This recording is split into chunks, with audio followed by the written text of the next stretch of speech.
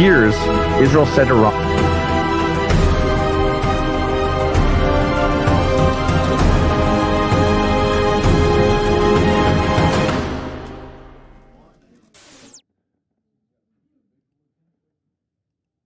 Okay, let's, sorry for this. Okay, here we go. Okay, let's open word of prayer. Lord, thanks for your word, your promises to us, the information that you gave us to navigate through times that we live in. And pray you'll bless our time together today. In Jesus' name, amen. Well, somebody asked me, why'd you call it blowtorch? And it's like, it's the only thing I could think of. It just seemed like everybody was taking a blowtorch to everything. I mean, look, President Trump was taking a blowtorch to some people this week, and the favor was returned by a lot of people. And then I think I got it from reading some things about the Supreme Court decision where Justice Amy Coney Barrett was described as taking a blowtorch to Justice Ketanji Brown Jackson. And if I have time, I'll do that. I don't know if I have time. By the way, I did a bunch of things this week. I did a lot of interviews, did a roundtable Wednesday night on technocracy. I did some interviews with people. Friday, I think it was Friday, I did an interview with Bill and Tanya Koenig. And you can find that under the live tab on our website. I also did an update on my own just because Bill and I had kind of a mix-up in communication on the start time. And I also recorded interviews with David Fiorazo and Brandon Holthouse, and I don't know when those will be posted. I think David's will go up on the one with David Fiorazo at Worldview Matters will go up on Tuesday. So it was a very busy week. And it was pretty hot and humid around here, right? And so the other place I got this is and I don't know if they actually published these, but this is on the Time Magazine website. And they've been doing these little drawings of Trump ever since he was Trump 45, now Trump 47. They're continuing. And you kind of get the impression that they don't really like him all that much. And I will tell you, everybody's mad at him. Even people on the right are upset that he bombed the Fordow and Natanz and Isfahan nuclear facilities. Again, this is my little wheel of prophecy, which I don't have any time to talk about, although some of this stuff is coming about. For example, some of the things we don't even really talk about, even though they're coming up. For example, up here in the right-hand corner, you have the Rubik's Cube of the Sustainable Development Goals. That's still in play. That's still coming about. Next to it, you have the papers there. That's the Abraham Accords. And we'll talk a little bit about that this week because they came up. We got the temple, we got the red heifer. And boy, a lot of these things are really in play. And again, I'm sitting here and I'm talking to people, and I'm open to rethinking everything. Okay, I don't think we should be real dogmatic about things. And here's a work in process. You'll love this one. This is my end time video monitor wall. But as you can see, I haven't had time to populate it because everybody in the world keeps doing things. And I want you to keep. And it'd be nice if everybody just took the week off, go play some golf or something, because I will tell you, I hear this from guys all the time that do this, that it's really reached the point where it's impossible to keep up. And we could do hours and hours of things. So I'll refer you to, like I said, go to our website under the live tab and do a Google search on my name on YouTube, and then click on upload date. You'll get the most recent stuff that other people have posted that I've done with them. I mean, I don't even remember what I talked about some places. It's always funny. Somebody will write to me and they will say, John, you need to talk about subject X. And sometimes I'll say, well, what I'll do is I'll go check my notes from the prior week and say, well, I talked about that last week. So look, I don't even remember all the time what I talked about, So I don't expect everybody else to. But it's always funny because inevitably I'll find out, oh yeah, I talked about that, or I talked about that 6 months ago or 5 months ago, which was the case with a thing that we'll talk a little bit. I'll bring out some of my slides. So this is in no particular order. This is a map of the Middle East. And one of the things that after the attack on the nuclear facilities, which just happened last week, like a week ago. It seems like it was like a month ago. Iran, one of the ways you judge is Iran, the leadership of Iran getting the message, is to judge them by what they do. And so then here's what they did. The parliament in Iran said, we're going to block the Strait of Hormuz. And that's a major waterway there along the Persian Gulf, right there in that circular area. The sea lanes there, the ships have to go by each other in both directions. About 30% of the world's oil goes through there. China gets about 60% of its oil that comes from Iran. Even though they're under sanctions, they do turn the transponders off on tankers. But there's like 2 lanes, and they're each about 2 miles wide to get through there. And so it's a big choke point. In fact, if you look at a map of the world, particularly in the Middle East, for example, you'll see a choke point down here by Yemen. There's another choke point there at the Suez Canal. If you look over in the South China Sea, there's a couple choke points. There's one at the Panama Canal. And so world shipping is, I guess, what I would say fragile. It needs to be protected by somebody, and it's a big deal. So as much as I've tried to organize this, so we'll just do our best. This is from the Australian. By the way, the Australian had some pretty good articles this week. Trump, this was a headline in their news magazine, I think yesterday. Trump forces a global pivot. Things have changed dramatically in the world. I mean, when Trump got involved in the Middle East, all the people on I don't know a better term, the woke right in America, like the Tucker Carlsons and other people, they had a meltdown. They were going to cause world wars, World War III. The oil prices are going to go to $200 a barrel. The world economy is going to crash. And so Trump did this, and he said, I'm going to bomb those nuclear facilities, and Trump bombed those nuclear facilities, and there were no boots on the ground. We're going to have to spend billions and billions of dollars that we don't have, and trillions of dollars, and and how many Americans died in the past week, and what happened in Iran? By my count, 0. How many troops were put on the ground, actually on the ground? 0. In fact, Trump's pulling some troops out of the Middle East.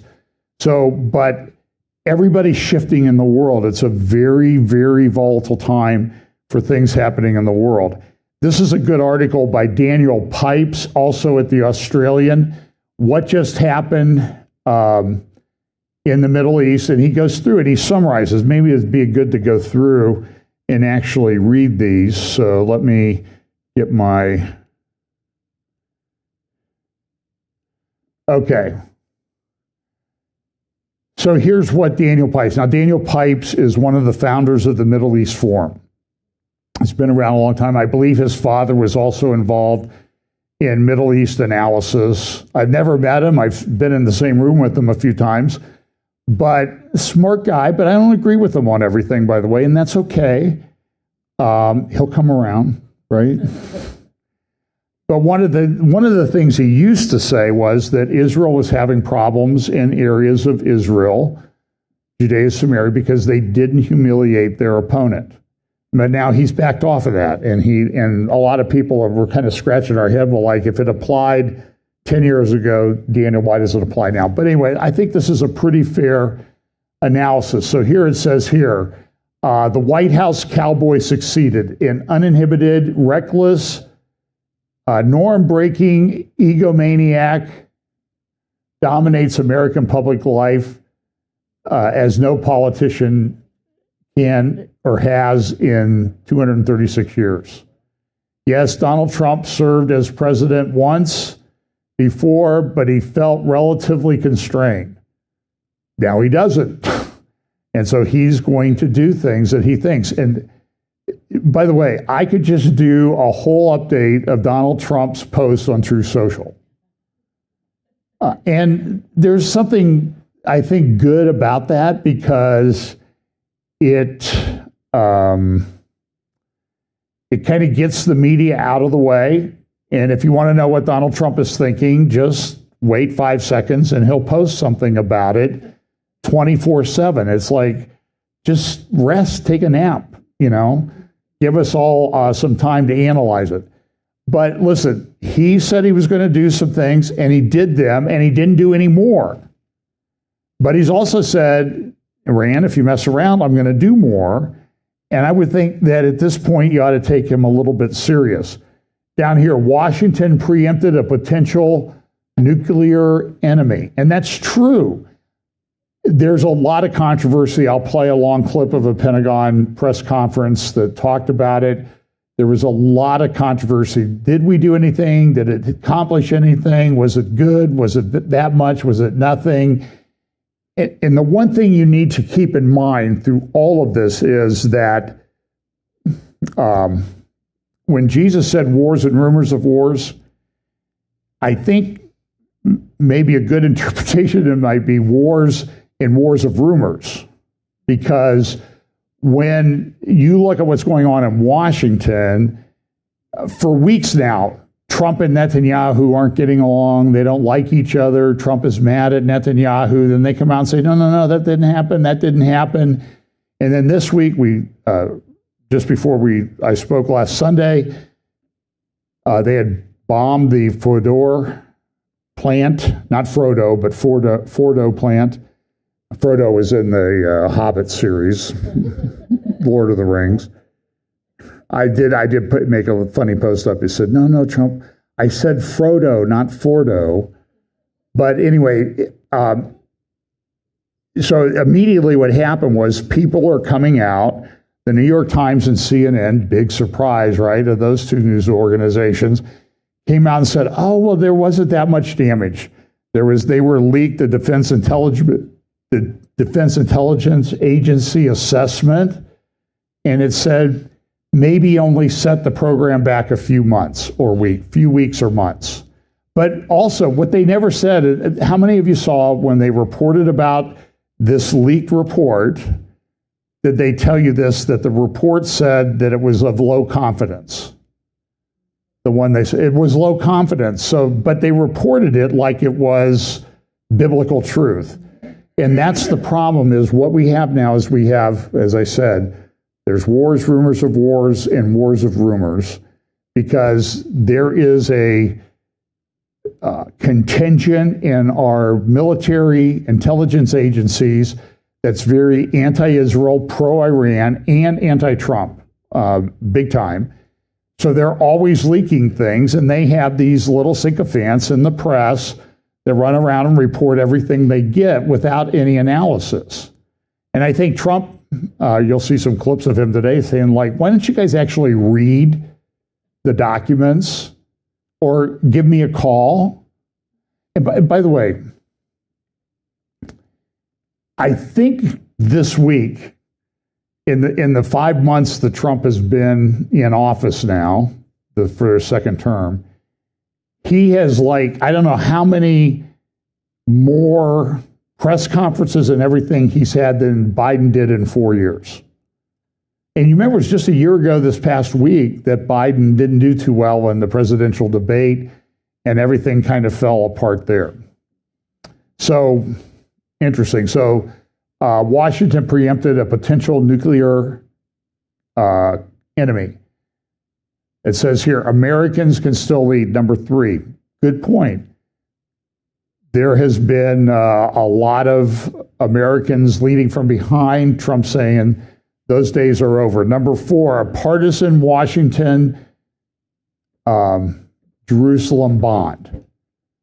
It does appear right now that Trump and Netanyahu are getting along. Trump took the extraordinary opportunity this week. I'm only bringing it up because I think I have some slides on it. But he came out on Truth Social and said, you need to stop this prosecution against Benjamin Netanyahu. It's just terrible what's doing. He's in the midst of a war. You should leave him alone. Should dismiss these cases. Now, even pro-Netanyahu politicians in Israel came out and said, Mr. President, that's really not appropriate. But I don't think that matters to President Trump. It's something that a lot of us have been saying for some time. It's a big problem. And again, I can't remember if I'll get to it or not. I preached first hour, so I'm those slides are still kind of flipping through the PowerPoint. That's a couple PowerPoints in my head up here. But Netanyahu is testifying in trial. He's under indictment, got 2 or 3 cases that are going. When I was there in December of 2022 at the Knesset, I asked people, how long are these cases have been going on for years against Netanyahu? How long are they going to go on? So that was December of 2022. They said 5 to 6 more years. Netanyahu has been sitting a couple weeks, a month, since this war started with Hamas, testifying in the trial. Under cross-examination, he's asked for that to be postponed, and the court says, no, you can't. Why? Why do you want to postpone it? What's going on? It's unbelievable. I mean, and you talk about lawfare. So Trump's right. So there's a good bond, and they have some things in common. Number 5, a quick, decisive U.S. Middle East success. That's true. And by the way, what did everybody say? Steve Bannon, Matt Gaetz, Tucker Carlson, you're bringing us into war. We're going to be war. We're going to have troops on the ground. And Tucker Carlson, by the way, had this really dramatic post that I would, even teenage girls wouldn't put up something like this. About, it's going to be World War III. It's immediately, millions of people are going to die and trillions of dollars. And it didn't happen. Daniel Pipes is correct. Look, could have happened. That's always a possibility. But again, we're in this area of, maybe that's what I should have titled this, Wars of Rumors. Number 6, alarmists make strong predictions. Okay, well, that was what I was just talking about. Everybody was, what's the proverbial term? They got their panties in a bunch about everything that Trump does and everything's going to happen. And it didn't turn out. Number 7, air power won the day. This was a dramatic display of superior air power.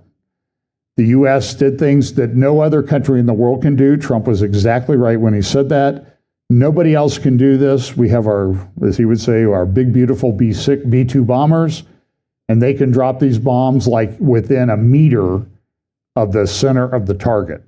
Not a meter of the target, a meter of the center of the target from 50,000 feet with a plane flying, close to the speed of sound, and they can fly these things in through a window. It's an amazing, and these are 30,000-pound bombs. And we're the only country in the world that can do that right now, at least as far as I know. Number 8, pre-placed agents changes the battlefield. We saw this in Ukraine a couple of weeks ago, where Ukraine had set up a trucking company inside Russia, caused a lot of damage. All the people, and this happens with regularity in Russia. At one point, maybe at some point, they will actually follow through in this, but they always say we're going to start nuclear war, and they don't. Because I think they know that there is a risk and a consequence to doing that. But Ukraine set up a trucking company inside Russia, set up apparently a manufacturing company, and Israel had done the same thing. Over a period of about 20 years, they had been planning this operation that they unleashed a couple of weeks ago, just a little over 2 weeks ago. Boy, it seems like it's been 6 months ago, but it's only been 2 weeks. They had a 12-day war in the Middle East. That's what everybody's calling it. And a lot of people are saying this is as great a victory for Israel as they achieved in the preemptive Six-Day War in 1967. I mean, these are things that, I asked this question this week, are we going to be reading history books in the millennium? If so, these are things that we're going to be reading about, because these are incredible military operations. And by the way, there are military operations in the millennium. At the end of the millennium, there's a Gog-Magog war that's prophesied in Revelation. What's up with, how does that happen? Where do I'm still sort of scratching my head over how that happens and what the logistics and everything are, because they talk about the millennium will beat swords into plowshares, swords into plowshares. Well, then there's a war at the end of the millennium when Satan is unleashed or released. I don't know. Okay, so let's go on here. Israel dominates. It was clear that Israel pretty much had free reign in everything that they did. Israel's Gaza failure, I think that's a fair assessment by Daniel Pipes. Seth Frantzman was writing about that even today, or tweeting about it, or whatever you call it. I don't know if you call it Xing. It would be posting on X. Tweeting always sounded better anyway, so I'll call it tweeting. But look, Israel still has this problem in Gaza. They started a big offensive a couple weeks ago, and from what I can see is that hasn't accomplished much. There was somebody got next to a armored personnel carrier, I don't know if he blew himself up or threw something in the armored personnel carrier, and 7 young IDF soldiers were killed the other day. And this is still a major tragedy. And when you talk to people in Israel, almost everybody in Israel will know one of those soldiers or the family of one of those soldiers. And so it's a very personal thing all the time. So since October 7th, there's been a lot of personal trauma in Israel. And there's been a lot of trauma in Gaza as well, and in the West Bank, and in Syria, and in Lebanon, and now in Iran on a pretty epic scale. But there's still this problem. Performative war replaced real war. Not for the first time. Tehran only pretended to fight Israel in the U.S. so it could compliment itself on winning a great victory. And part of this was done, as they were getting close to the ceasefire, they always want the ceasefire to take effect in 6 hours or 12 hours so they can get their last shots in. So what happened was, it was pretty clear that it was a very big propaganda thing that happened. Iran launched missiles into Qatar at the big U.S. base, probably the biggest U.S. base in the Middle East. And they can say, see, we attacked those Americans, but everything was shot down. Nothing happened. It was all performance art. And that's what happened. This was part of the war. And then number 12,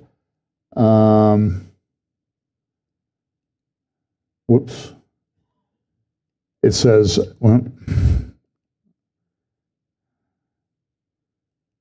I forget what number 12 is. Tehran attacked an ally. And that's a big deal with a lot of people in America right now. We don't want Israel as an ally. I will tell you, the anti-Israel, anti-Zionist rhetoric is off the charts. You'll see some examples of this. You would not believe the stuff that is sent to me, because I happen to support Israel.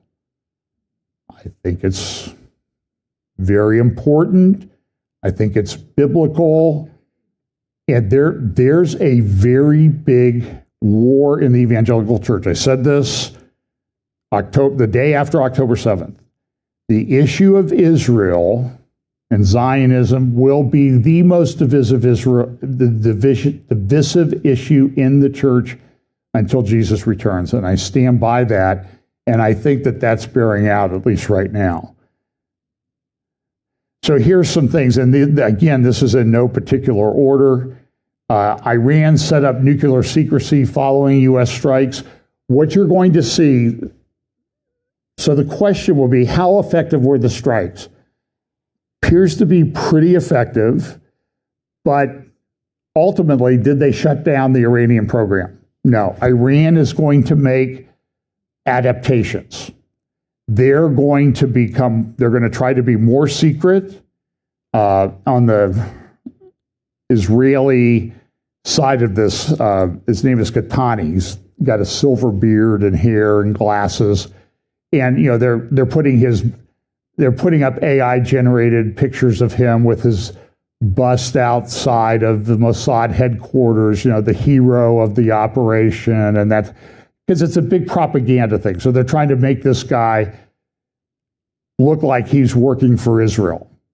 And it's like, well, he was never where the bombs landed, and he didn't get hurt. He's walking around at the funeral of the Iranian guys the other day. And so it's sort of a standing joke now. Like, they're making it look like he was the head Mossad agent within Iran. And maybe he was, but he's still living and he's still walking around. But what you're going to see is Iran's going to adapt. They're smart people. They're going to adapt. They're going to harden their nuclear sites. They're going to dig them further into the ground. They're going to try to be more secretive. But look, for years, Israel has been saying they're close to a bomb. They're close to a bomb. And so in American right-wing politics right now, everybody says, well, Netanyahu's just been lying to us for 30 years. He's been saying the same thing. Well, yeah, he has. But maybe they were close to the bomb, Israel did something. They got close to the bomb, Israel did something. And that's true over and over again. And so these, frankly, geopolitical morons like Steve Bannon, Tom Massey, Matt Gaetz, Marjorie Taylor Greene, let's name some names, they're all on Bannon's war room saying, oh, Netanyahu is just like, we need regime change in Tel Aviv. That's what they were saying this week. And so they're saying all these things, but they ignore all the things that Israel's been doing over the years. Remember the operation to get the entire nuclear archive of documents out of a warehouse in Tehran to Israel. When did that happen? 6 years ago, maybe 7 years ago? Unbelievable operation. But you see, every time they get close, there's a big operation and they do something. So Iran's trying to make it secret. We don't know whether they'll succeed or not, but here's an example of what they're doing. Near the Natanz plant, there's a place called Pickaxe Mountain, and this is reported in the Telegraph and elsewhere. It's an ultra-secure tunnel complex far deeper than the Fordo site obliterated in U.S. strikes. And I always like how, well, now we're going to put obliterated in scare quotes because we're not sure whether it's true or not. That passes for journalism at the Telegraph. But here, Voices from the East, it says this: the secret nuclear facility that the IRGC is hiding was untouched. So the Fordo plant's about 300 feet underground, 100 meters. The Pickaxe Mountain is 300 meters, not over 900 feet, almost 1,000 feet underground. And there's nothing that anybody's going to use, I think, to go after that facility. And so this is a big problem. How do you interrupt that flow? Well, Israel, they took out top nuclear scientists, they took out a couple of their facilities, and the answer is, don't know. There's a big concern that there was about 400 kilograms, so about 800, 900 pounds of enriched plutonium at the Fordo facility. There's some reports of trucks coming to get it. Trump and everybody said, we got it, don't worry about it. And there were people, oh, look, they're going to hit that Fordo facility and there's going to be a nuclear radioactive cloud that's going to circle the earth. I heard the people on Christian radio programs saying that, and it's like, guys, calm down, unbunch your panties, okay? By the way, I said this, it could happen, and it wouldn't be a good thing. But I said if it happened, what Trump ought to do is he ought to use a political advantage. Here's what, if I was Trump, this is what I'd do. Vladimir. Hello, Vladimir. How you doing? Yes, we had a big, beautiful operation in Iran. Yes, there is some plutonium radioactivity there in the area. Well, let me tell you what, Vladimir, here's an opportunity for make a big, beautiful deal with Iran for you to go in and clean up that radioactive plutonium. Because you guys ought to know how to do it because you stunk at Chernobyl and you should have learned some lessons from that. So now here's an opportunity to take that knowledge and apply it. Now, I don't know if that would get you a meeting with Putin, but, I just think that I just can see Trump doing that. Let's make a deal to get that done. So, but this facility at Pickaxe Mountain is so the red area is Natanz, and then the nuclear facility that's under a mountain. And Pam, remember, we were driving around the West and we saw these mountain ranges and valleys. And I kept saying, I don't know that you're going to be able to get these things because they're buried under a mountain. That's a lot of rock. And that doesn't even include that they would put these things under reinforced concrete. But they did. So here's a guy. This guy is named David Keyes. I believe he was a spokesperson for for Netanyahu at one point. And he says this. This is a post he made on X the other day on June 24th. How on earth can Israel claim for so long that Iran has been so close to getting nukes? At Comic Dave Smith. Have you seen this Dave Smith guy? I think Andrew Murray, is it Andrew Murray, had the perfect comment was, he's a clown. He's a professional clown. And he's on all these shows, Piers Morgan and everything. He's incoherent. He's illogical. He thinks he's really smart, which is really the kind of guy that you want to get in a debate that think they're really smarter than everybody else when they're not. Says we're either mistaken or lying. Here's the real explanation. So here's a few minutes of what he says.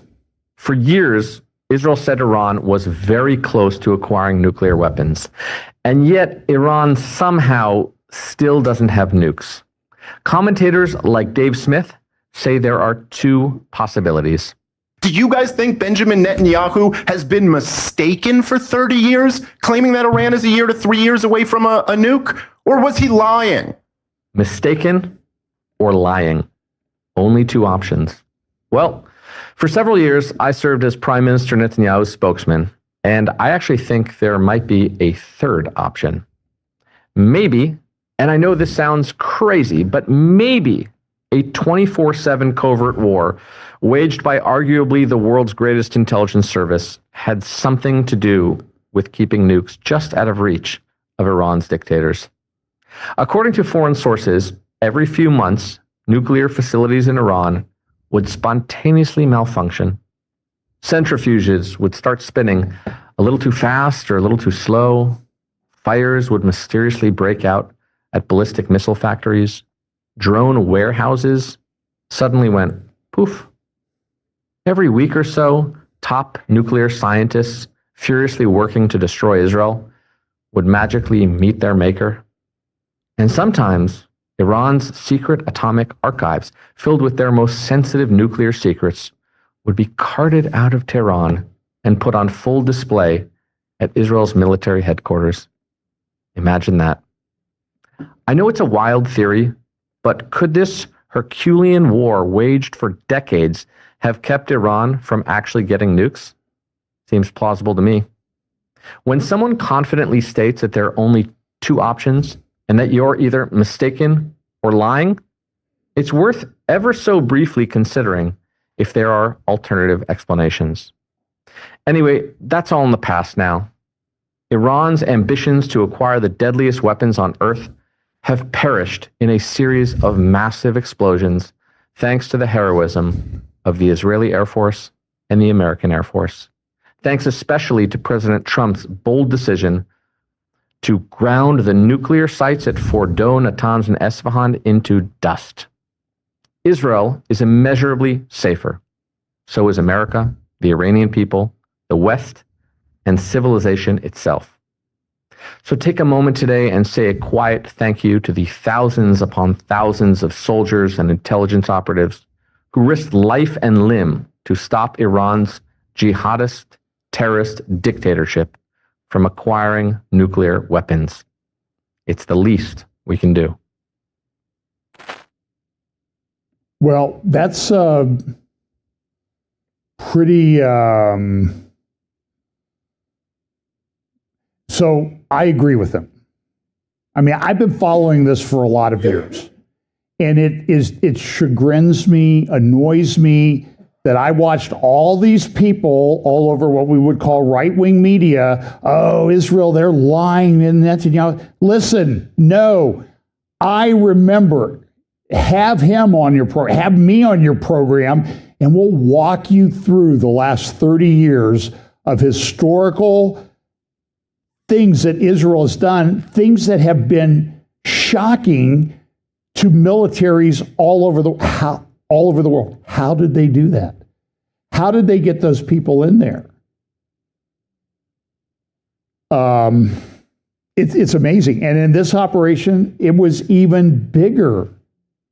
They did this in Hezbollah. They had the beepers, the pagers, and then they went to walkie-talkies, and the walkie-talkies started blowing up.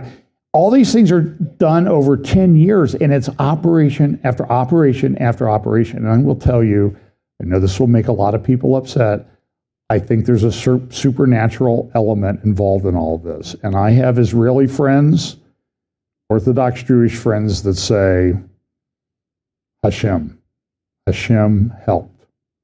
And we see the hand of Hashem and everything. So that's good. So here's there's a little video that I kind of pieced together. This is the B-2 bombers that took off. They flew, 36 hours. They flew all the way from Missouri. Some went like the other direction. They were coming from the east. These came from the west. It was sort of a head fake, sort of like, remember head fake, like Larry Bird head fake. To get them, they launched these GBU 57 bombs, 30,000 pounds. They have wings that deploy when they're dropped. And these are just bad. So there's the drop, and you see the wings. There's drop without the wings, but the wings will come out, and then it can fly to the target. And they knew that there were these shafts there, air shafts there, that were a vulnerability at Fordo. At Fordo, they dropped 12 of these things, 12 30,000-pound bombs. One of these planes can carry 2 of them. So they had, I don't know, I think we have 20 bombers like this. It's just a bad-looking plane, don't you think? It's like, it's the stuff of nightmares if they're coming after you. These things, by the way, they cost over $2 billion each. I was talking to a retired Air Force general yesterday. He says, I was in a B-2 cockpit just the other week. And the first question I asked him was, would I fit? And he kind of gave me that look, like, really, John, come on, no.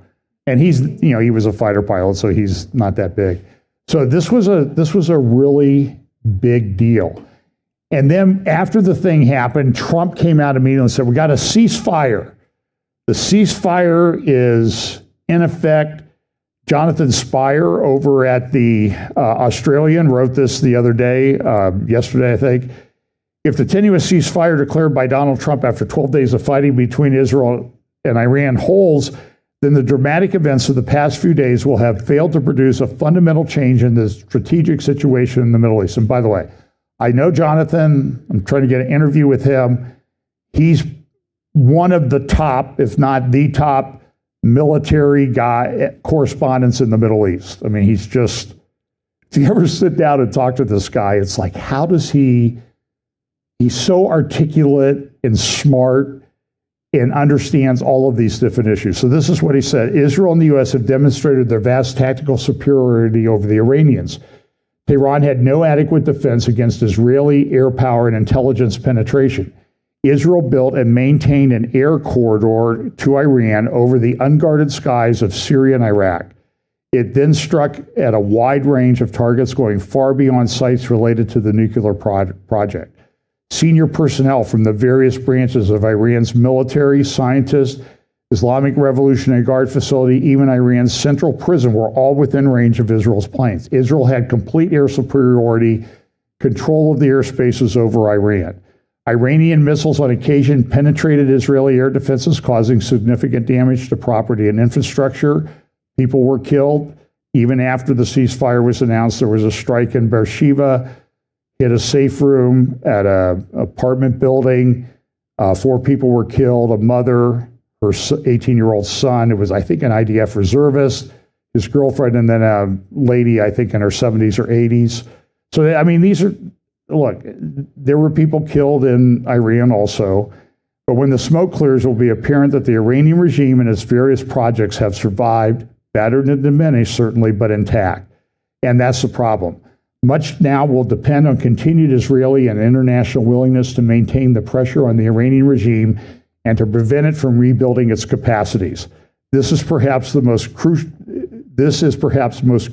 the case with regard to the nuclear program. The location of Iran's stockpiles of enriched uranium remains unaccounted for. According to a statement by the IAEI Director General, Iran claims to have moved uranium and equipment from the Fordo and Isfahan enrichment facilities before the U.S. strike on Sunday. If the ceasefire holds, the fighting will have concluded without any Iranian commitment regarding uranium or any new arrangements for the inspection of nuclear facilities. In fact, they're going the other way. They're going to withdraw from the IAEA. They're going to keep people from doing it. Jonathan continues, the nuclear project, though heavily damaged and diminished, will have survived, as has the ambition to repair and continue it.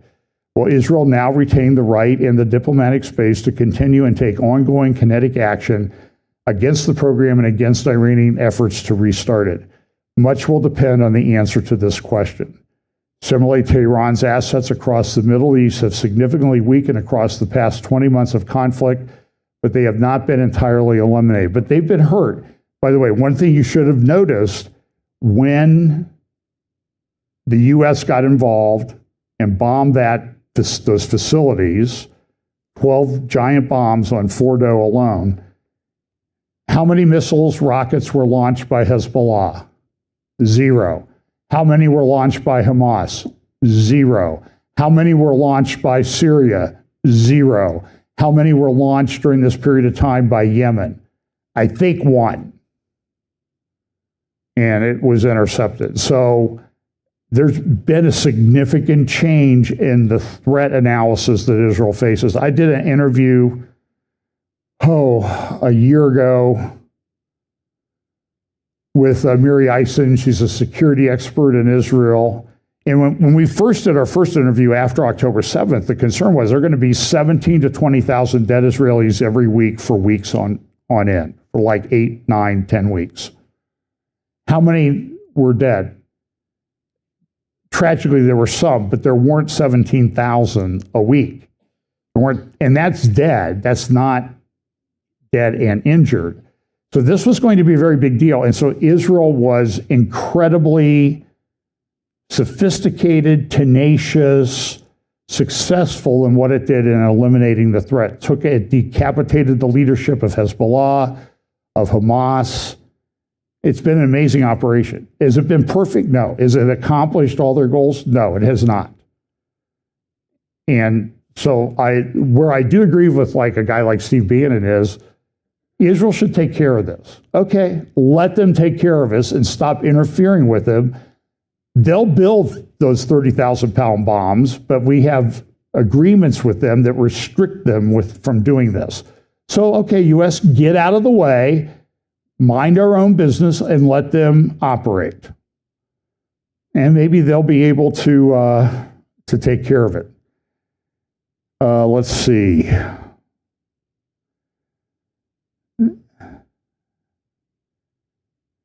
The militias in these other areas like Iraq and Hezbollah are still around, but rather than turn the Iraqi state into a fully fledged tool or ally of Iran, this appears to have had the opposite effect, causing the militias to think about their own considerable political and economic assets and interests and choose not to risk them.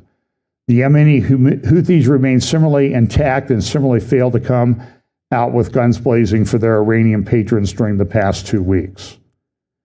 So this is a big deal. The bottom line, he says, is that Iran emerges from the latest round of fighting with its capacity significantly reduced, but with the regime still in existence and still determined to push ahead with its project for regional hegemony.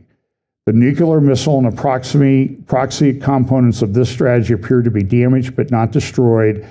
What is key now will be the determination of Israel and its allies to continue to maintain Iran's weakened state and to extend it. Good article by Jonathan Spire. And by the way, in the show notes, there's a link to articles by Jonathan Spire, Seth Frantzman, and Herb Keenan from the Jerusalem Post. So here's the Economist cover this week. And you have to watch imagery. Very important that you look at the image closely and analyze it. So what do you see here? You see the dove, but the tail of the dove is what? A B-2 bomber. By the way, there were pictures all over Israeli social media. They have, if you go to Shabbat dinner in Israel, you will have bread, challah bread. And so this week, the challah breads, a lot of them were baked in the shape of a B-2 bomber. Some with the face of Donald Trump at the front. So, because they're grateful for what the U.S. did, but how to win the peace. So there was a big article in Israel Hayom the other day, and I talked with the Koenigs about this, and it came out. It says, like, here's the plan that Netanyahu and Trump have agreed to. And at the time, we were all talking about it. Some of it didn't make any sense, and it appeared, and now Trump and Netanyahu have kind of come out. So we didn't say that. There was one place where one media was saying Trump is going to spend $30 billion rebuilding Iranian nuclear facilities. And Trump posted on True Social, that's fake news, as he, in all caps, that's fake news. Why don't these people check things out before they print them? Because there is a war of rumors going on in our government, and it's trying to shape public opinion and public policy. So there were a number of things that were supposed to come out of this. Israel Hayom, this got all kinds of press. I mean, everybody was, I kind of jokingly said, I don't know if it was my interview with Brandon, I said, there are 500 missiles launched by Iran during this war, and that was exceeded by the number of breaking prophecy updates done by us guys in the prophecy community. So, and I put myself in that category because we're all talking about, because it's important. So down here in Israel Hayom, there's a summary of this is what was reported. Turns out it's not true. Here's the summary points. The war in Gaza will end within 2 weeks. Release all of the abductees. The strip is to be administered by 4 Arab countries, including Egypt and the Emirates. Now, whether that's true or not, I don't know, but it could be. There is some softening on the position of different parties in the Arab world to what's going on. Why? I think it goes back, I think Dr. Mordecai Kadar talks about this, the strong horse theory of Arab geopolitics. They respect it when somebody stands up for themselves and have the strong horse, whether they like them or not. Now, so there's a lot of talk. The Saudis are coming into the Abraham Accords. I don't know if this is true. I will tell you that one of the guys who used to be the foreign minister of Saudi Arabia did an interview with The National, and he came out and said, Israel, we got to do a 2-state solution. We got to respect the Palestinian rights. Look, he's 80 years old. He's part of the King Salman's generation. I personally think that something will change in this regard when King Salman passes away. But until then, in that culture, you respect the elder father. Yeah, you're not going to, I will not see Mohammed bin Salman say anything contrary to what his father wants to do. He's indicated sort of that this is where he's going to go. But anyway, so another one, countries in the world will accept Gazans that want to immigrate. Right now, Gazans want to get out of Gaza. Look at it. Would you want to live there? Put up with this? By the way, aid trucks go in. There's video after video after video of Hamas guys riding with guns on top of the aid trucks. They're stealing everything. And they accuse Israel of killing people and slaughtering people. And maybe they're shooting at people that they think are terrorists. I don't know. I don't know the answer to the question. I'm not there. You're not there. Nobody is there. And certainly, you can't believe the UN because a lot of these Hamas guys work for the UN. The Abraham Accords will be expanded. Muslim and Arab countries, including Syria and Saudi Arabia, will officially recognize Israel and establish relations with it. Now, again, Saudi Arabia is not going to do that, but there is talk, news articles just this morning in Syrian press about Syria coming into the Abraham Accords, and they're going to not make a claim on the Golan Heights. By the way, somebody made a good point that in the number of years since Syria and Israel have existed as a country, Israel's controlled the Golan Heights far longer than Syria has. So what's up with that? Well, what's up with that is that Syria doesn't have the firepower to do it. So that's a big deal. But Syria may come into the Abraham Accords. And by the way, talked to Bill about this, Bill and Tanya Koenig, and other people. I'm just not a huge fan of the Abraham Accords. I'll talk a little bit more about that in just a moment. Number 4, Israel will sue, will show willingness for a future solution to the conflict with the Palestinians under the two-state idea on condition of reforms being made in the Palestinian Authority. This is, by the way, this is when you kind of start to think like this really can't be real. But I'm telling you, everybody in the world is pushing for a two-state solution. 95% of the people. It makes no sense. It's the strategic high country, high places, mountains. It's the watershed of Israel. Israel's not going to give up. And then they would said that the U.S. will recognize the application of some sovereignty in Judea and Samaria.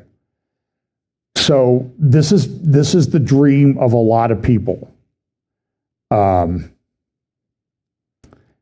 so this is Trump this morning at 1:19 a.m. when most of you were sleeping. It's like 40 minutes before I get up one Sunday morning. So I get up, first thing I see, here's Trump. Make the deal in Gaza, get the hostages back, ! DJ Trump. And by the way, this week he make all these tweets and demands of people, and he says, thank you for your attention to this matter. He kept adding that in his post. So this week, but this was a big deal. So this week, this poster started appearing in Tel Aviv. Billboard for a new Middle East, a new chance for a new Middle East. Now, I want to make some comments about this. I sent this to some of my prophecy friends, and a couple of them said, whoa, wait a minute. So you have, and there you'll see people, they'll put up the picture of the Last Supper with Jesus and John in the position of Trump and Netanyahu, and then all the others, because there's 12, right? But look at this. So let's count them. So let's go left to right. You have King Abdullah II of Jordan. I'm not sure who that guy, I think that might be the Lebanese prime minister. Right below him is Al-Shara / Al-Shulani, I'm changing my name again next week, guy from Syria. Mahmoud Abbas, Al-Sisi from Egypt, Mohammed bin Salman. Then you have the United Arab Emirates, you have Oman, and you have a couple of the other Arab countries. So how many people groups, by the way, I think one of those is Iraqi. I'm not sure. I'd have to go through. I didn't have time I meant to check that and I forgot. So how many people groups are represented in Psalm 83? So here we have what? 1, 2, 3, 4, 5, 6, 7, 8, 9, 10. How many people groups are represented in the passage of Psalm 83, which talks about people conniving against Israel? Anybody want to guess? 10. What areas do they include? Jordan, Lebanon, Iraq, Syria maybe not, Egypt, Saudi Arabia, the Emirates. I'm just telling you, put it together. So this was put out by an organization called Abraham Shield. So I know people in this group. I've interviewed some of them. And they are part of a group in the security establishment in Israel that really believes they can do, I don't know if they still believe this or not, but they have long believed, most of them, and they're from Mossad, they're from INSS, a think tank, they're from different areas, and they believe that there can be a two-state solution, that it's a viable option. Now, I disagree with that. We have 32 years of history of this, and it's not working out. So here is the Abraham Shield plan of the Coalition for Regional Security. And just listen to the way the language is used. And by the way, I did all these slides are from my presentation that I did on January 26th earlier this year. So I've been talking about this for a long time. This is not new, but because of the context of everything, a lot of people are saying, oh, look at this. Yeah, it's been around. It came out in January, I think, of this year, and I talked about it as soon as I found out about it. So the Abraham Shield Plan for the Coalition for Regional Security is a new Israeli political security initiative that paves the way for the state of Israel to emerge from wars of attrition to a reality of security, stability, and prosperity based on the current regional opportunity. And I used this. This was headlines, Israel alone, Israel's not alone.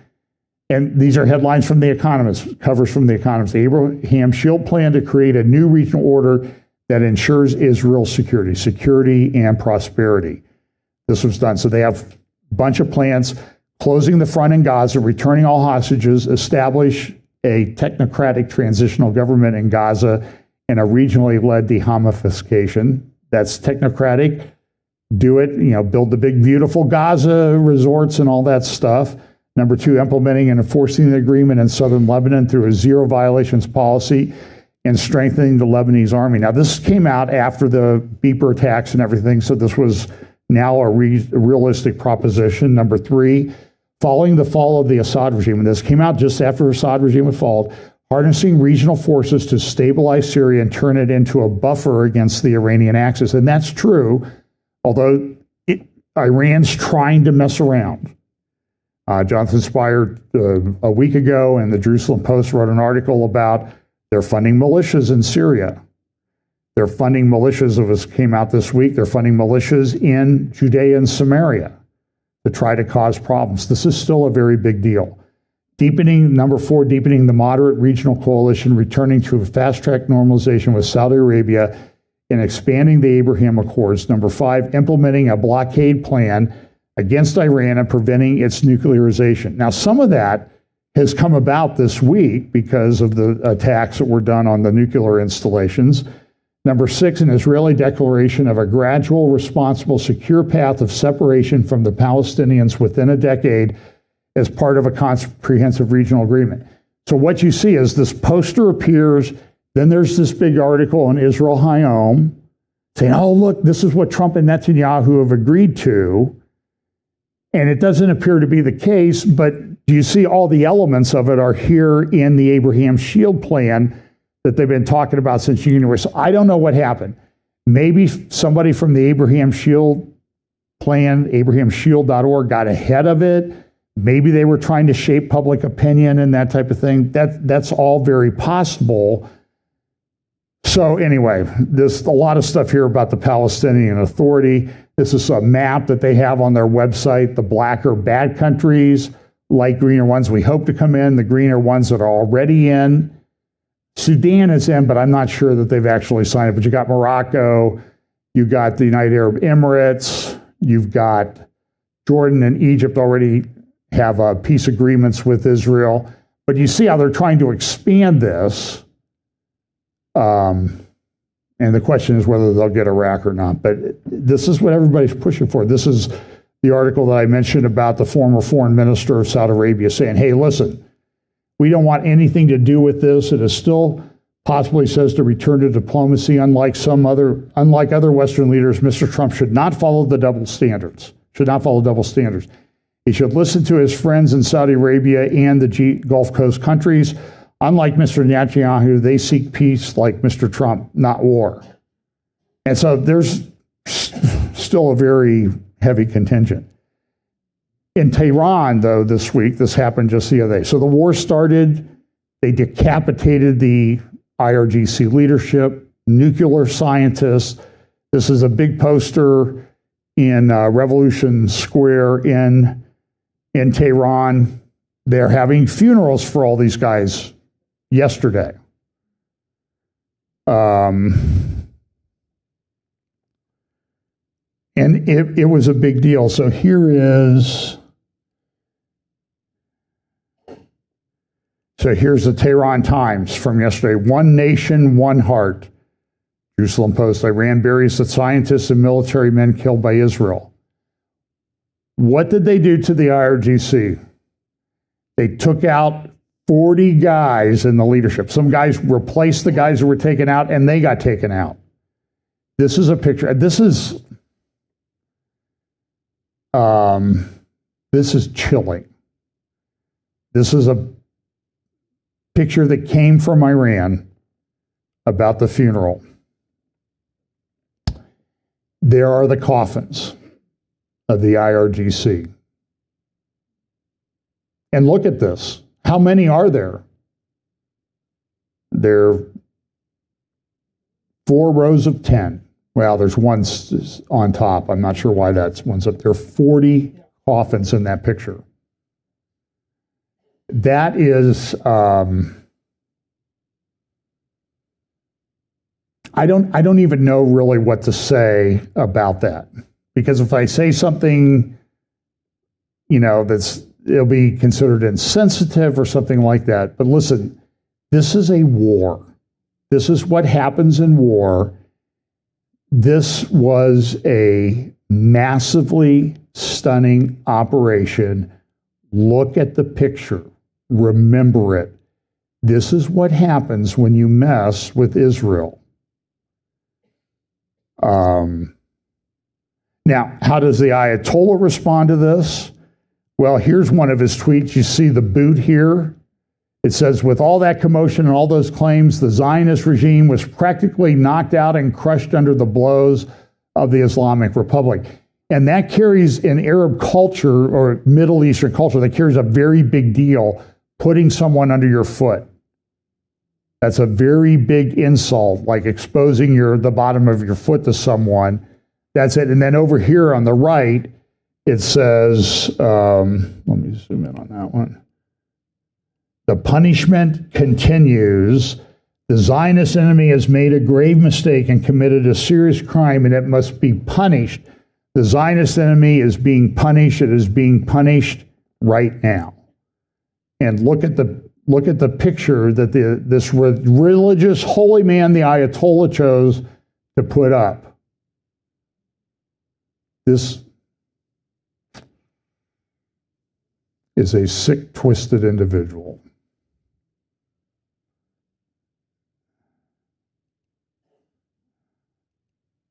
And then this is kind of interesting. Companions of Imam Hussein, peace be upon him, in the end times. You need to understand that for Iran and the Ayatollah, this is a time of significant eschatological significance in what's happening. And so here are dead IRGC commanders, and they are now companions of Imam Husseini in the end times. I would like to honor the memory of the esteemed martyrs from recent events, the martyr generals and scientists who were truly, genuinely valuable for the Islamic Republic. So, by the way, when everybody says, "Oh, Israel is just engaging in propaganda by saying they took out all these people," this is from the Iranian. Iran published this because martyrdom to them is the ultimate sacrifice. So let's, so this is, there's a link to this in the show notes. Jonathan Spire in the Jerusalem Post this morning. Iran's vision of proxy Islamist militias doing its business has been critically blurred or burned. What's it say? Blurred? Okay, sorry. And he's right. Iran's strategy for decades has been to establish these proxies. They're gone or neutralized in almost every case. This is a stunning operation. And so is Iran going to have to retool? And then this is from Herb Keenan, this was an interview with David Wormser, U.S. foreign policy expert, former Bush administration advisor, says can the Iranian regime be toppled if it is not understood? And he says, we need to understand what's going on. And I believe there's a link in the show notes to that, and I don't have time to go through it. And this is the issue here. The prophecy seems to be in play about Jerusalem becoming a burdensome stone, a cup of trembling. And it's only going to change. In the UK, there's a big rock concert called Glastonbury. It costs a few $100s to get in, tens of thousands of people. Here's one of the guys yesterday performing. Here we go. All right, but have you heard this one, though? Death, death to the IDF! Death, death to the IDF! Death, death to the IDF! Death, death to the IDF! Death, death to the IDF!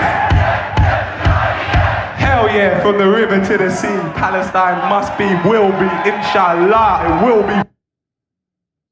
What? Aviv Rediger, who's a commentator in Israel, said this. This kind of hatred occasionally filters. This isn't how Israel will fall. This is how Britain will fall. This kind of hatred occasionally filters into the Hebrew language world of Israelis. In a subtle sort of way, it radicalizes them. It makes them shrug at the world's pretense to morality. It is one of the sources of Israelis' unity and competence in war. And it's a major source of our enemy's catastrophic societal failure and incompetence. If you build your next generation's culture on fantasies of our destruction, you're taking a well-trodden path, the path of large parts of Arab politics across 4 or 5 generations.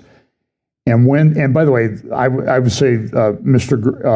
Aviv Rediger is probably a centrist in Israeli politics, but he's also believes in the state of Israel. And when that generation comes of age, he says, enraged and obsessed and too invested in these fantasies to understand that none of this is anything but a supremacist cult, your country will begin to increasingly look like the failed Arab world. Our enemies' obsessive hatred of us was their own downfall, not ours. Excellent post. So you see this. The concern was Israel, they were going to go from 2,500 missiles, 500 launched, to 10,000, 8,000 or 10,000 missiles in a very short period of time. And that would have, you can overwhelm the air defense systems. In Israel right now, in Iran, they're arresting Jews like crazy. There are still Jews that live in Iran. A number of them have already been executed. And then these are some of the Iranian papers today. Zion regime, this is what Khomeini said, the Zionist regime was crushed under our blows. U.S. officially enters war, Iran vows you will pay. And then see how they respect Donald Trump. You can see the picture here. How many coffins will Trump send? And so when Tucker Carlson gets on and does this, he plays right into the Iranian regime. And it seems like it's almost by design. More headlines from Tehran Times. Victory was achieved.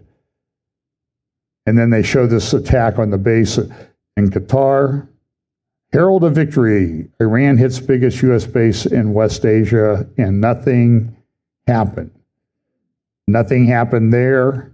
Something happened in Iran. Remember that. Polling taking place right now. This sort of shows the current. This is from Mariv newspaper. You see Netanyahu tied with Naftali Bennett, and they say that. I thought I had the whole thing there. Anyway, the ruling coalition has 48. The opposition has 61. But that can change. You know, it's Israeli politics. And there was concern that they were going to go to an election pretty soon. And I think Netanyahu would say, let's go to an election right now. I'll take my chances. So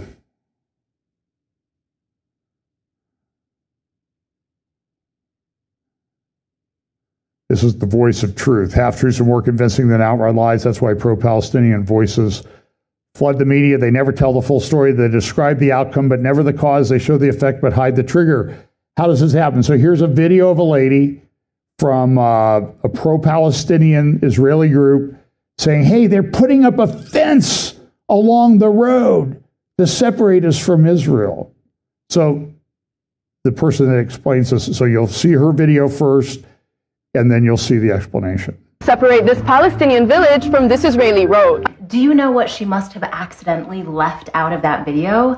Israel is building that wall because that village has been throwing Molotov cocktails and rocks at the people driving on the highway. Yes, both Israelis and Arabs drive on that highway. And yes, people have gotten killed because of this.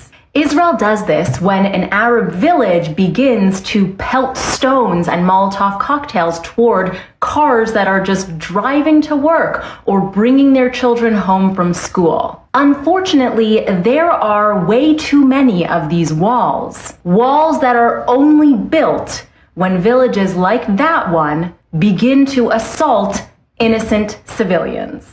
Nobody is crying for that village. It's unbelievable how you manage to play victim, even though the people in that village are the only ones to blame for the wall.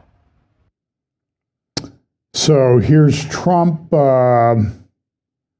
This one would have been on June 25. Breaking news. I was shocked to hear the state of Israel, which has one of its greatest moments in history and is strongly led by Bibi Netanyahu. This is where he comes against the court process against Bibi Netanyahu. And here's an article on Israel Hayom yesterday or today about that. He's going to have to testify. He began giving his testimony 6 months ago. Listen, I tried a lot of cases in my life. I tried very complicated cases. I tried cases that were going to last 4, 5, 6 months. Nobody testifies for 6 months in a trial. They're doing this because what they're going to say, well, he can't serve as prime minister. Look, he's all tied up giving testimony in the trial, so he has to resign as prime minister. And maybe he should resign as prime minister. That's beyond the point. Is this is lawfare. This is what's happened. And this is an article in Israel Hayom about the Jordanian border is going to be a big deal because Iran's trying to fund terror groups in Jordan. This is a good article. I link in the show notes. When History Rhymes, the 6-Day War and the Strike on Iran. They're very similar. This is a Messianic Jewish pastor. Is Israel Israel? I'm telling you, folks, I have received so many videos from people saying, all of you futurists who think Israel's important or anything like this, you're wrong. You're engaged in theological deception and this type of thing. I mean, I'm telling you, stand by what I said, the most divisive issue in the church until Jesus returns. And it's sort of like, as Mr. Cantor says, well, what about all these passages? I mean, are they just, they're coming about? Is it just by accident? It's amazing coincidence if that's the case. If Israel is not Israel, then it is the greatest coincidence in world history. Ezekiel 36:24, Amos 9:14, 15, Deuteronomy 30, 3-5, and many more. And look in the comments to this post. There'll be people saying, show me all your passages. We'll take care of them. All that was fulfilled. Israel, the church is Israel. Anyway, Israel just stated that the nuclear sites were obliterated. Thank you to our great B-2 pilots and all others involved. Fake news reporters from CNN and the New York Times should be fired immediately. Bad people with evil intentions. And by the way, those two tweets side by side should tell you that he knows how to use lowercase. Okay, so when he's using up all caps, he's yelling. Okay, so here he was at the NATO summit. Just a couple clips of what he had to say. It's also Iran made the statement, and it's also, if you read the document that was given, that Pete can talk about if you'd like, the document said it could be very severe damage, but they didn't take that. They said it could be limited or it could be very severe. They really didn't know, other than to say it could be limited or it could be very, very severe. And you didn't choose to put that because it was very early after. Since then, we've collected additional intelligence. We've also spoken to people who have seen the site, and the site is obliterated. And we think everything nuclear is down there. Okay, so I do like how he handles the press. I've almost said manhandles the press, but a letter just came in, and a statement came in from the Atomic Energy Commission of Israel, and I just wondered, this is an official letter, and they're very serious people, as you know.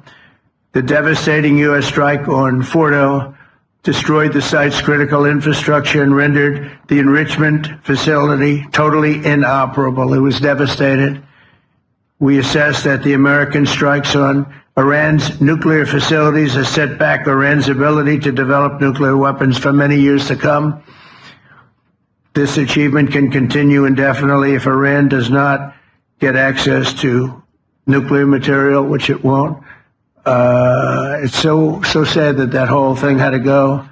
But I just want to thank our pilots. You know, they were maligned and treated very bad, demeaned by fake news CNN, which is back there, believe it or not, wasting time, and nobody's watching them. So they're just wasting a lot of time, wasting my time. Tell us how you feel.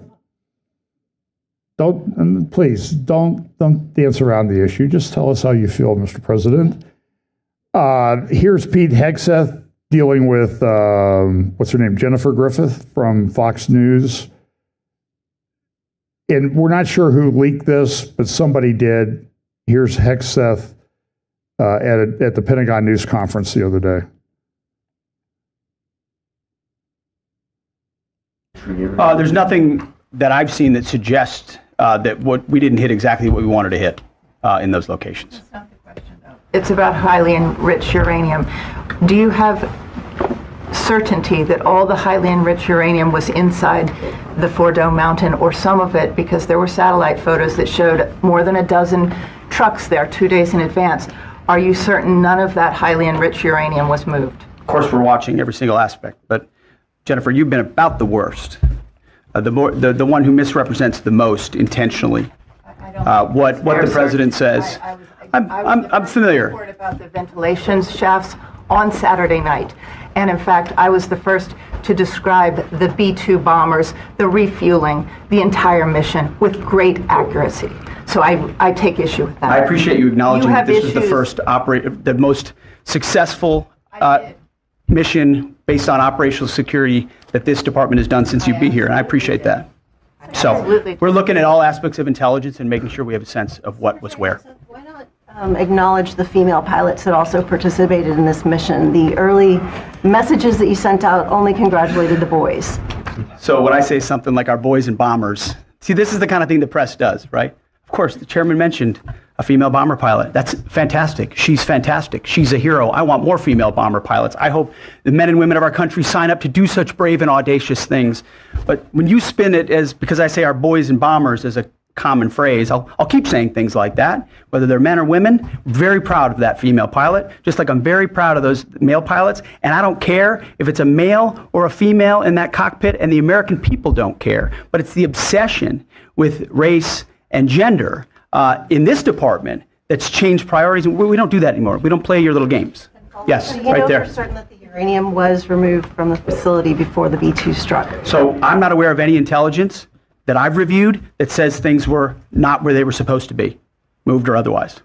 Yes. Kelly Meyer with News Nation, and just off the top, want to say we're grateful for the service of these pilots and everybody that serves. I wanted to ask you, the CIA statement said, when possible, they will provide updates and information to the public for transparency, and I believe that's what we're looking for here. Do you commit to share the Defense Intelligence Agency report when it is ready, so the American people can understand more about the intelligence assessment? Well, actually, the report that was discussed, this preliminary report, was what's called a restrike report. So it comes to us to give us an assessment whether a target would need to be restruck.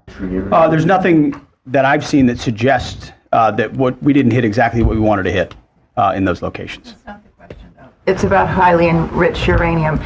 Do you have certainty that all the highly enriched uranium was inside the Fordo mountain, or some of it? Because that repeated. Sorry about that.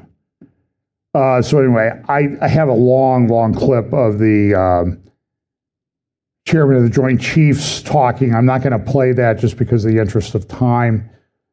And he said this.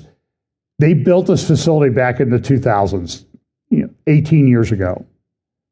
A young guy came and said, this is a problem. We need to figure out how to do this. And so over an 18-year period, this is the first time these bombs have ever been used like this. We didn't know if they would work. And so these guys developed, designed the whole operation over a period of 20 years to do this. So Israel's not the only one that plans for a long time. So we ought to be grateful that our guys are working there trying to develop these things to deal with these problems. It is a very significant geopolitical game that's being played. Trump got upset with everybody. What's this? Oh, in Syria, by the way, Steve Bannon, Jack Posobiec, Marjorie Taylor Greene, Tucker Carlson, Irandis Owens. Have any of you mentioned the 20 Christians killed in a suicide bombing in an Orthodox church in Damascus? No, because it doesn't matter to them. Because why?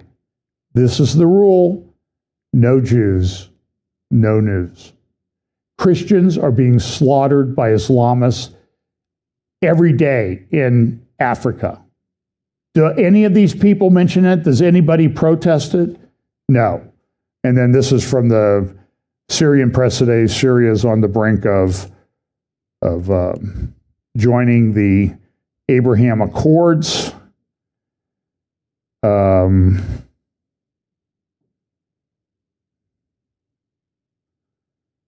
Okay, I'm going to turn down the sound on this. This was a big forum. This took place on the 20th of June in St. Petersburg, Russia. And this is a conference of the speakers at the session, a Q&A. And this thing goes on for like 2.5 hours. Here's a journalist asking Vladimir Putin, hey, what about Ukraine? What do you think about Ukraine? And he says, however, once again, resorting to power politics, our ideological adversaries, so to speak, chose to impose a military solution in Donetsk and Lugansk and Donbass. It was not Russia that initiated hostilities following the anti-constitutional coup back in 2014.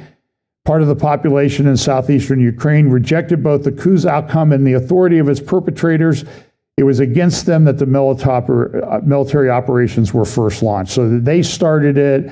We had to respond. We had to do this, poor us and that type of thing. He goes, Mr. President, this is the correspondent, I'm not in a position to challenge the narrative you put forward. Let's just say that this is the baseline of what reality is. Let's assume this is the reality. Your army is advancing beyond the 4 areas that are considered Russian by Moscow.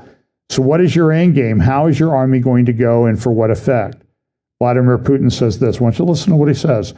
You mentioned the regions in Ukraine that we regard as part of Russia.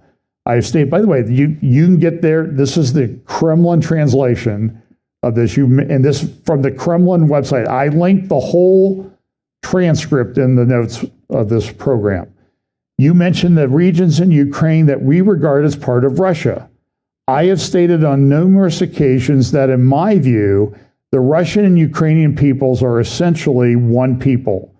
In that sense, we see Ukraine as ours.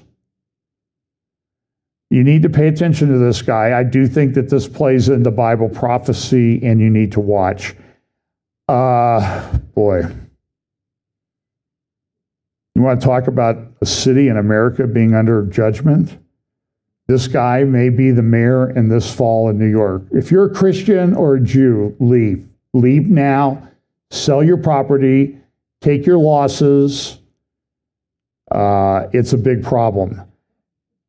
There was a big, and I'll have to do more on this later, because you can get the report or the opinion of the Supreme Court. You should get it and read it.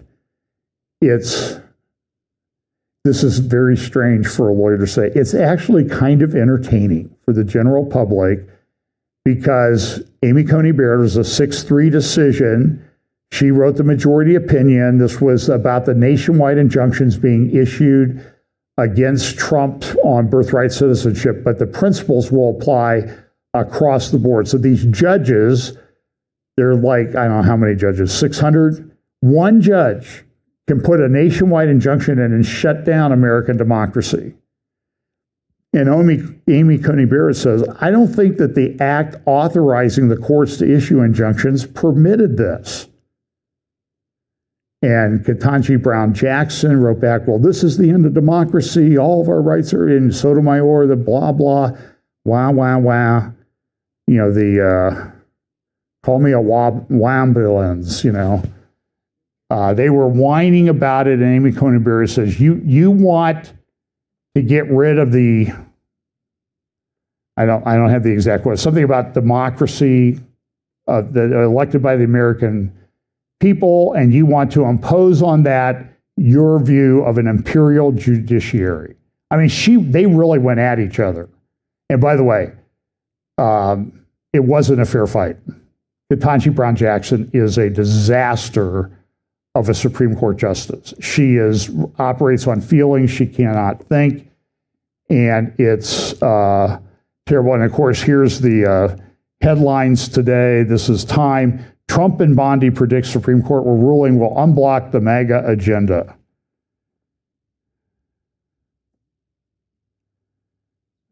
I have a bunch of stuff on AI, but I'm going to save that. But this was the Time cover a week ago.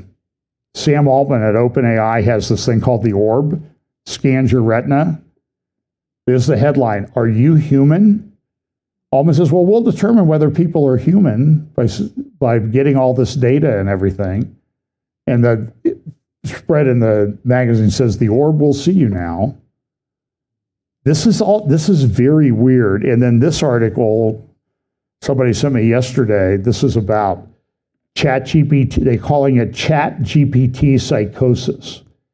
People are engaging in conversations with this AI stuff, and it says they're being involuntarily committed and jailed after spiraling into ChatGPT psychosis. Crazy. This is a picture of a Amazon data center just to the west of South Bend, Indiana, in what used to be a 1,200-acre farm. The data center will eventually consume like 2.2 gigawatts of power, which is enough to, I think, power 1 million homes. And by the way, if you count the buildings here, there's 1, 2, 3, 4, 5, 6, 7.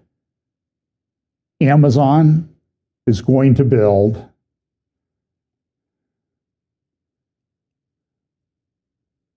There's 7 data centers, and they will build 23 more of those buildings. This is Amazon's AI. They have a chip that they're using. It's not as powerful as NVIDIA, but they said if we just hook them together the right way, it'll be very, very powerful. These right here, you see these are generators. They're backup generators. By the way, if you go out to New Albany, you'll see the same thing if you look around those big data farms out there. And I think Amazon's spending somewhere around $20 billion more to build stuff out in New Albany. So now you can understand why Jeff Bezos and his bride had a big wedding in Venice. And I've heard it costs like $50 or $100 million. Yeah. What's that? That's pocket change to Jeff Bezos. Yeah, I mean, it's sort of like, well, his net worth went down $10 billion. Okay, so he's worth $200 billion now. How did it affect his lifestyle? It did. Anyway, so, and then I have some stuff from Peter Thiel from an interview at Hoover Institution about 6 months ago, where this guy who's one of the technocrats involved with our government and everything, and technocracy, talking about the Antichrist and Armageddon. And that's kind of a long clip, and I will be playing that in the future, either here or at one of our technology roundtables. Look, it's a crazy world, a lot of stuff going on. Pay attention. Sometimes I think, well, am I just misinterpreting things? Is it really that time? And I'm like, the more I talk about it, the more I think about it. I try to be conservative, and I'm thinking, yeah, I think this is probably it. How quickly it unfolds, I don't know. It could be a little while yet, but 30, 40, 50 years, I don't think so. I don't know. Anyway, pay attention, look up all those things the scripture tells us to do. Don't be afraid.